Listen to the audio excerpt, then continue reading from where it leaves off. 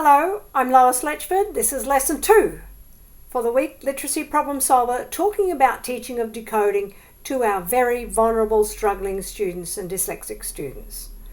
I showed the book that I use, which is Alpha to Omega, and the activities that I use. And then I switch over to my other camera, show you what I'll do there.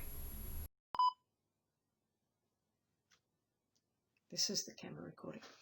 Now, it's one component to simply ask children to find these words that match together, like the bash and the rash and the dash. And that's the starting point.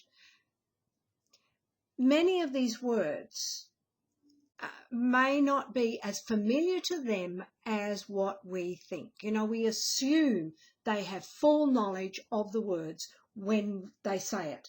And that's something we really have to get around. We've got to know that the children struggle not only to hear the words, but then also to connect the meaning to these words. And when you look at a word, something like bash, although it's a very good word for teaching the decoding of the b-a-sh sound, when was the last time this was used in their oral language? And that's a question that will come up again and again and again. Is this word in their oral language? It's the same with the word cash.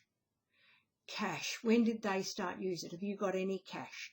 It might be very familiar to us as adults, but is it familiar to our students? So how do we get around that?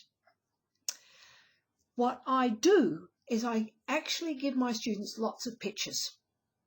Lots of pictures. So I go back into the Google search and I put this word in and I pick on images or even videos, because those things, the images and the videos, help the student have greater depth of understanding of every single word.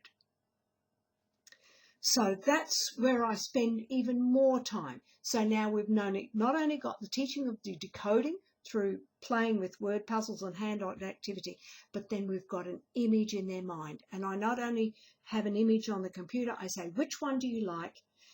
Download it and put it in a file and eventually print it out. Put a sentence with it. So the child is connecting in many different ways these words that we have on the paper with the real world, with the internet, and having a greater depth of knowledge of each and every word that we have. Does this make sense to you? Because this is actually about memory.